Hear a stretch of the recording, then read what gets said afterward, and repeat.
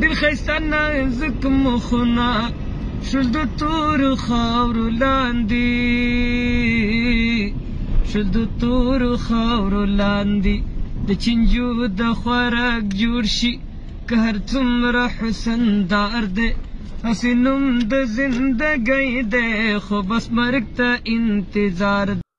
بسم الله الرحمن الرحیم. السلام علیکم ورحمت الله وبرکاتہ.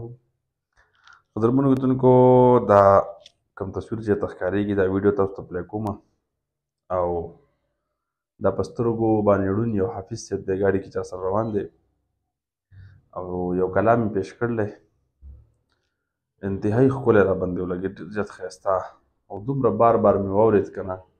اکثر زه د پښتو کلامونه ډېر کم اورم، ځل نه اردو اورم، خو چې کوم کلام په ما ډېر خوږ ولګي یا که د اردو یا که د پښتو یا هغه زه بیا بار بار اورم بار بار اورم.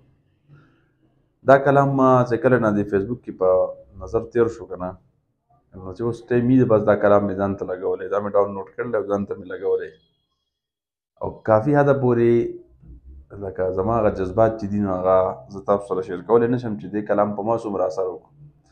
د دې قاري صاحب اواز په دې کلام کې هغه ترنم، هغه طرز او د دې د کړۍ اشعار، شاعر چې کوم د اشعار ویلي دي تاسو به حیران شئ. حیران که تاسو دا کلام د زړه په غوږ واورئ، صرف لږ ټایم وباسئ او دا کلام زما سره تاسو واورئ، تاسو به حیران پاتې شئ څومره ښکلی دی ویل دی. راځئ. کېږي د ژوند ورځې مو ختمېږي، د ژوند ورځې مو ختمېږي، هر سکند د ژوند په ونه د تېره تبر ګزار دی، هسې نوم د زندګۍ دی خو بس مرګ ته انتظار دی.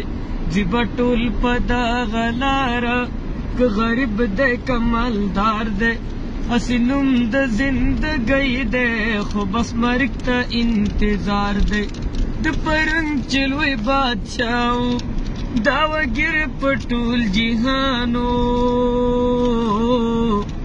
دا وګیر په ټول جهانو، نن یې ګورئ جنازې ته ځي د بل په اوږو بار دی، هسې نوم د زندګۍ دی خو بس مرګ ته انتظار دی. ځي به ټول په دغه لاره که غریب دی که مالدار دی، هسې نوم د زندګۍ دی خو بس مرګ ته انتظار دی. ډېر ښایسته نازک مخونه شول د تورو خاورو لاندې، شول د تورو خاورو لاندې، د چنجو د خوراک جوړ شي که هر څومره حسن دار دی، هسې نوم د زندګۍ دی خو بس مرګ ته انتظار دی. په دې لږو ورځو شپو کې د دنیا فاني بازار کې،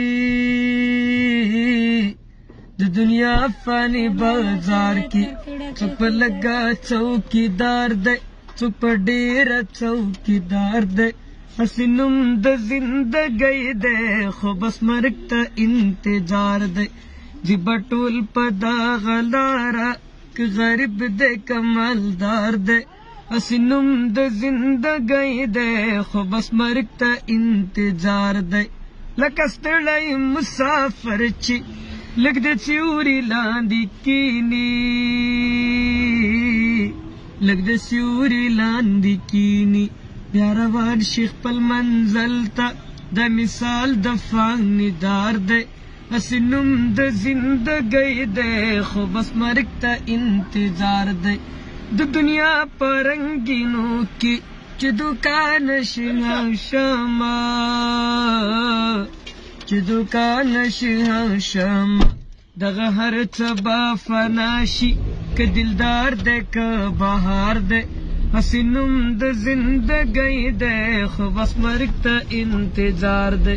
ځي به ټول په دغه لاره که غریب دی که مالدار دی، هسې نوم د زندګۍ دی خو بس مرګ ته انتظار دی. ماشاءالله قاری صاحب، ماشاءالله ماشاءالله. دا کلام چې تاسو واورئ که نه، قبر به درته یاد شي، محشر به یاد شي، آخرت به را یاد شي، د دنیا نه به زړه تور شي کله چې تاسو د زړه په غوږ واورئ. خو بس د دې کلام نه دغه نتیجه اخیست کېږي ما او تا ته که نه بس دغه یو میسج دی زما اخر کې تاسو ته په دې خپل مال جایداد په دې ګاډي خپل په دې ماشومانو خپل په دې اولاد خپل په دې مال دولت په دې پټو باندې په دې پښتونوالي باندې په دې ډرتو خطو په دې باندې بالکل اعتبار مه کوئ دنیا فاني ده خلکو سره ښه وکئ معاشرې سره ښه وکئ